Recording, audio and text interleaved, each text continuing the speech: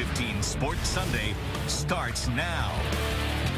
Well, welcome to ABC 15 Sports Sunday. I'm Brandon Hamilton. Who says you can't work outside in the hot summer Phoenix sun? I'm doing just fine. Coming up, we're going to tell you about one of the hottest races on earth that's coming to Arizona and how to train for it. Don't you dare widen out, Chris. Don't you dare give away my secrets. I tell you what, it takes an extreme athlete just like myself. Now we're talking. I'm going to do my own little obstacle course real quick. Come on, got to at least get one in there. Got one. Now I'm going to kick a field goal. You ready for this? Here we go. It's good. Now, your Sanderson Ford Sports.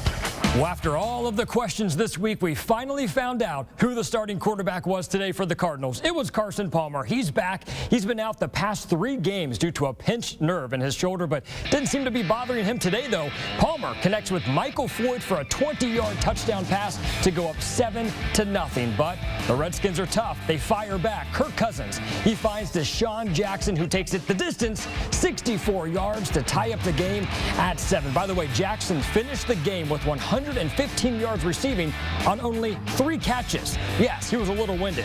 2nd and 10. Palmer finds Fitzgerald, who brings the ball and a defender with him into the end zone and gives the Cardinals a 14-7 lead. And by the way, that is Fitzgerald's first touchdown of the year. Congrats, Fitz.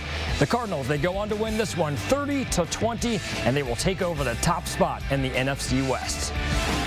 Well, the 4-1 Dallas Cowboys, they head to Seattle to take on the Seahawks and the 12th man, of course. The Seahawks special teams, though, they strike early, a blocked punt, and Mike Morgan, he picks it up and takes it all the way into the end zone. They go up 10-0. Romo, though, he came to play. He finds Gavin Escobar in the back of the end zone to pull within 3, and then Romo again with the touchdown pass to his tight end, Jason Witten, and the Dallas Cowboys. They saddle up from there, taking down the Seahawks at home, winning 30-23. Jungle we go. The Cincinnati Bengals versus the Carolina Panthers after a 97-yard kickoff return by Pac-Man Jones. Check that out. That's the Icky Shuffle. The rookie there running back, he runs it in. Jeremy Hill, he finds the end zone that ties it up at 31, but check out this kick here. Uh-oh, Mike Nugent pushes it right. This is the game-winning kick in overtime. He misses it. So, yep, the game ends in a tie, 37-37. Well, let's take a trip across the pond, shall we, to the Open Championship at Royal Liverpool, where Rory McIlroy's lead was actually in jeopardy during round 3.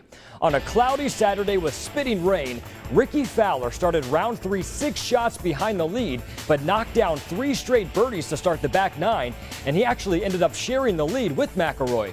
Now, Rory took control on the 16th hole after blasting the drive and launching a 4-iron 252 yards over a bunker, and that set up a 15-foot eagle putt.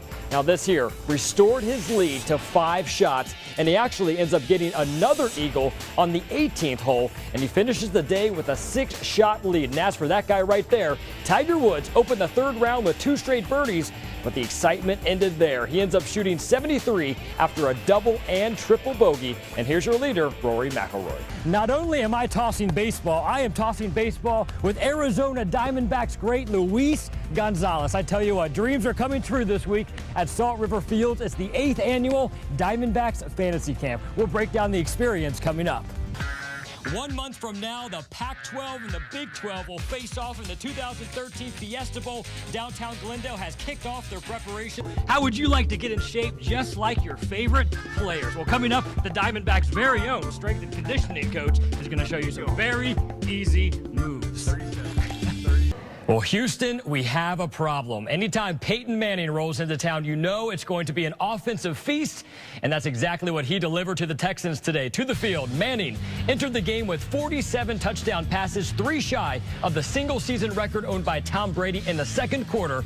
Manning hits Demaryius Thomas for a 36-yard touchdown pass, taking him to 48 on the year. To the 4th we go. Manning connects with Eric Decker twice in the end zone, tying the record. But it was this play right here, a 25-yard touchdown pass to Julius Thomas that gives Peyton Manning the all-time single-season passing touchdown record with 51. The Broncos take the game 37-13 and clinch the AFC West. They did it. High fives, right? And the perfect time as well. The last time the Cardinals got a win there was 2009. It was not easy, though, today. The Cardinals offense struggling throughout the game. Not Carson Palmer's best day either. He throws 4 interceptions and now has 21 INTs this season.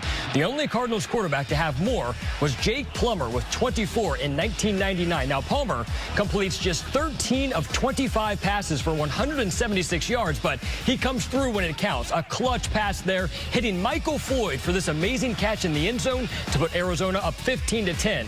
Now, the Cardinals, they go for two. Rashard Mendenhall rushes in, and the Cardinals take a 7-point lead in the fourth. Now, Carlos Dansby, he seals the win for the Cardinals on this interception at the end of the game, and the Cardinals give the Seahawks their first loss at home this season. They get the 17-10 win and keep their playoff hopes alive. Now, stick around for ABC 15 Sports Sunday coming up at 10:35 tonight. I'll tell you who needs to win, who needs to lose in order for the Cardinals to make it to the playoffs. It's confusing, but we'll map it out for you. And now, your Sanderson Ford Sports. The Diamondbacks looking to get back-to-back wins over the Chicago Cubs at Chase Field. To the diamond we go, down 1-0 in the third. Miguel Montero singles to center, and Paul Goldschmidt hustles around the bases. He's able to round them all and scores on an error by the Cubs, and we are tied at 1. Goldschmidt also comes through with a 2-run blast late in the game, and the D-backs get the win 9-3. Also, this win gives Wade Miley his third straight win as the starting pitcher. Executive Vice President.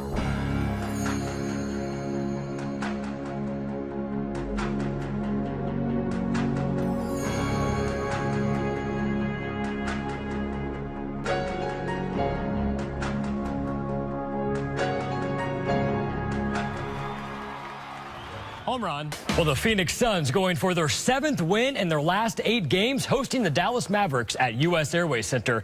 The Suns get off to a 25-12 lead to start the game. Channing Frye comes up huge. He finishes with 18 points and 8 rebounds, completely lights out, and finishes 4 from 6 from three-point land. Eric Bledsoe leads the team with 25 points, and the Suns beat up on the Mavericks 123-108 the final. They'll face the Lakers at home on Monday night. Well, Texas Tech taking on Arizona State in the big Holiday Bowl later this month, but their basketball teams are facing off against each other in Tempe today. The Devils clearly the better team in this matchup. Jermaine Marshall leads all scorers with 27 points. Jahi Carson finishes with 16 points and 13 assists, while Jordan Baczynski adds 12. The Sun Devils get the win 76-62, and ASU improves to 10-2 this season. While on the women's side, the Sun Devils looking to remain undefeated at home, taking on the Miami Hurricanes at Wells Fargo Arena in Tempe. Adrian Thomas leads the Devils with 14 points. Katie Hempen, Kelsey Moose, and Promise Amukamara each finish with 10, but this one comes down to the wire. ASU trying to get the ball down the court with 9 seconds to play, up 1, but the ball is tipped out of bounds. After review, though, the officials call it Miami ball, and now the Hurricanes, they give themselves a chance to win, but they can't control the ball on the inbounds play, and the Sun Devils get the win 75-73. They improve to 10-1 this season. Well, bowl season is finally upon us with a couple of Pac-12s playing this afternoon. We'll start with a game that you have to see to believe. The Colorado State Rams taking on the Washington State Cougars in the Gildan, New Mexico Bowl. We pick it up with 2:52 to play in the fourth, with Washington State leading 45-30. CSU, they march down the field and pull within 8 on this 12-yard touchdown pass from Garrett Grayson to Jordan Baden. Now it's 45-37. On the Cougars' next possession, Rams linebacker Shaquille Barrett forces the fumble, and CSU recovers, but the officials reverse the call, saying Connor Halliday, he was down. And Washington State keeps the ball, but call it a case of deja vu on the very next play. Barrett forces the fumble again, and it's Colorado State ball with 1:51 to play. Now, Capri Bibbs runs in from a yard out. It's now 45-43, so, of course, CSU, they're going to go for 2. After review, though, the ball crosses the plane. You can see him Superman it right here to the goal line.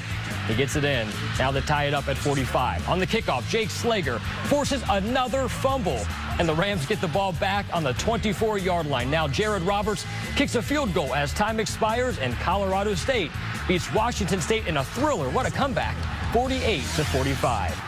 Well, to the Royal Purple Las Vegas Bowl, what a name that is. The Fresno State Bulldogs up against the USC Trojans, and, well, USC pretty much dominates this game from the beginning. Trojans quarterback Cody Kessler completes 22 of 31 passes for 344 yards and 4 touchdowns. Javorius Allen rushes for 2 touchdowns as USC wins the one 45-20. And now to the famous, yes, the famous Idaho Potato Bowl. Don't you love that name? I'm not making this up either. A game between the Buffalo Bulls and the San Diego State Aztecs. Now in the fourth, with Buffalo trailing 42-17, they try to go for the onside kick. What happened? Didn't even touch the ball. It's supposed to go 10 yards, you know. Whoops. Yep, only about 1 yard there. Well, San Diego State wins this one easily, 49-24 the final. You know the coach is over there scratching his head on that one. Hey, even that kid is shaking his hand going, oh, wait, I forgot something. I forgot something. It'll go down in history. You know, a big game also, the Cardinals taking on the Seahawks tomorrow in Seattle, trying to get that big playoff berth. So fingers crossed for them. Going to be a tough one. All right, thanks, Brandon. Well, the undefeated Arizona Wildcats, they took on USC Trojans late last night. And just in case you missed the game, we've got it right here for you. The Wildcats, they clawed their way back into the game with a chance to win it with this game-winning field goal.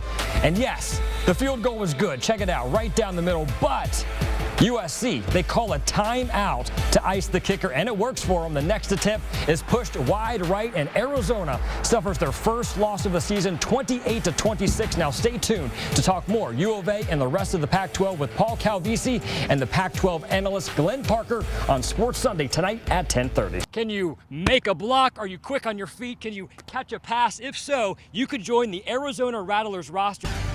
Countdown to the Fiesta Bowl is on. Kickoff is in about 7 hours. Did you see that? That was good. But college football's biggest party starts in less than an hour. We'll break down the fan experience live outside of University of Phoenix Stadium coming up. Preparations have already kicked off. They're getting excited about the 2013 Fiesta Bowl. This is not my pick, by the way. This helmet just fits a little better than the Oregon one. But take a look at these clocks up here. They have Kansas time. It's currently 12:15 in Kansas. They also have Oregon, 10:15 in Oregon. They are truly getting in the mood here. And the countdown clock will be on their Facebook page today, counting down into kickoff on January 3rd. This is Lorraine. We're not going to shake hands. We're just going to do a little headbutt. I know. It's getting intense up here, I tell you what. You've got spirit, that's Lorraine, for sure. go long. Oh, no. Touchdown. Touchdown, Oregon Ducks. Thank you, Brian. See if I can catch this ball one-handed. This is going to be... Hey, how about that? Caught it with the microphone in hand. I might be out here this Saturday. Who knows? So if you are not at Phoenix International Raceway this weekend, you are truly missing out. The engines are heating up. The fan activities are heating up. We'll break down the fan experience for you coming up. A lot going on here at the Midway. Just outside of the track, you have the Speed Channel broadcasting live right now. You also have the Dodge cars rolling out some of their sweet rides. But by far, one of the coolest spots is the Chevrolet over there. They actually have some big-name drivers making appearances. Jeff Gordon was over there about an hour ago. We tried to get him for an interview. Yeah, that didn't work out too well. Kind of a busy man.